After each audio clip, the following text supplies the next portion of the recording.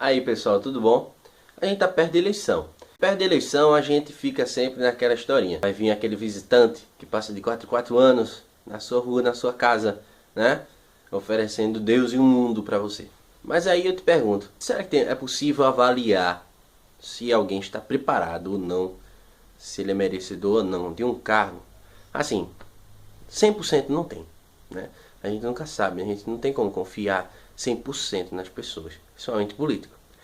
Mas a gente precisa saber se pelo menos a pessoa está indo para lá sabendo do que vai fazer. O cara vai lá, vai ganhar 10, 11, 15, 20 mil reais por mês e não sabe nem o que vai fazer, tá lá perdido. Eu visitei uma Câmara Municipal do Recife e a gente percebe que tem gente que não faz a menor ideia de onde tá, do que tá fazendo, do que vai fazer. Eu tinha escolhido assim de primeira 5 perguntas para se fazer a um vereador. Mas aí eu achei, ficaram me dizendo que as perguntas estavam muito difíceis, etc, que ia ter pouquíssimas pessoas que iam saber.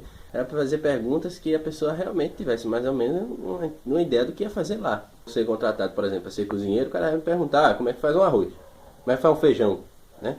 Como é que se assa uma carne.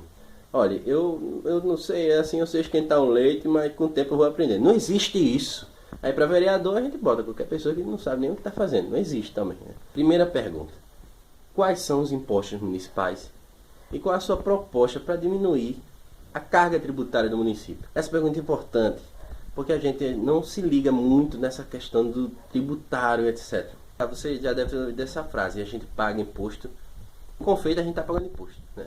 Então, é muito interessante saber, porque se uma pessoa tiver, se um município tiver com imposto alto, com a carga tributária alta, tudo vai ficar mais difícil. Emprego fica difícil porque as empresas não querem mais investir naquele município porque o imposto é muito alto. É mais ou menos o que define o nível de vida, né? Determinado município a roupa é barata, mas aí a comida é cara. Você já deve ter visto isso. Tudo isso aí tem a ver com o direito tributário. E o camarada lá, vereador, ele vai julgar esses impostos municipais, imposto sobre serviço, IPTU, imposto de transmissão entre vivos. Mas aí ele tem que pelo menos saber quais são os impostos, né, municipais e ter alguma ideia do que ele vai fazer em relação a isso. Segunda pergunta. Como fiscal do executivo, o prefeito às vezes ele tem um orçamento diminuído pelo ativismo judicial, pela crise econômica. Qual seria para você um serviço essencial para que o prefeito nunca deixasse de atender? Qual seria, portanto, a sua prioridade? O que você ia defender para que o prefeito fizesse meio uma crise ou um ativismo judicial? Por que essa é a pergunta importante? Porque o ativismo judicial é o seguinte: o prefeito ele tem uma meta X, ele tem um orçamento definido, por exemplo, tantos por cento vai para a saúde, tanto para a educação e etc. Tudo definido, ele não pode gastar menos nem mais. Aí vem lá as ações judiciais contra o município e o município perde, ele vai ter que pagar. E ele vai tirar da onde? Ele vai tirar do orçamento, da saúde, etc. Para poder pagar alguém que foi lesado por algum agente público do município. Aí como é que ele vai fazer? Né? Se ele vai deixar de... Se ele vai poder deixar de fazer uma escola, ou deixar de fazer um hospital. Qual é, portanto, a prioridade para que você vai defender para que o prefeito siga? De repente, você não tem hospital, não tem nada, mas tá lá um carnaval caríssimo, entendeu? E aí você, pô, não tem quem defenda. Terceira pergunta. Cite uma lei municipal que você tivesse votado contra e uma lei municipal que você teria votado a favor. Por exemplo, se eu trabalhar no escritório de advocacia trabalhista, eu tenho que entender da advocacia trabalhista, tenho que entender os julgados, a jurisprudência, o pessoal como tem pensado desse jeito.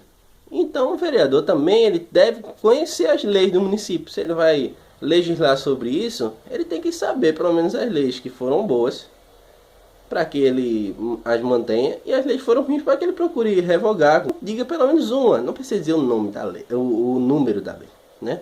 Mas diga pelo menos o nome da lei, do que ela diz, que você votaria contra ou que você votaria a favor. Pronto.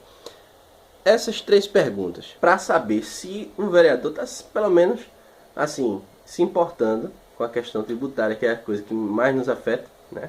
Se ele não souber de nada sobre isso, vai ser uma enorme perda de tempo sobre essa questão dele defender ou ir contra uma decisão do executivo, que é o prefeito, sobre o que ele vai gastar quando o dinheiro estiver faltando, quando ele tiver de escolher. E terceiro ponto é conhecer quais são as leis, quais são as leis que ele aprovaria, até porque uma coisa muito importante é que na função de legislar, todo legislador, vereador, deputado, senador, se divide entre fazer leis com boas ideias e proibir que leis idiotas passem, né?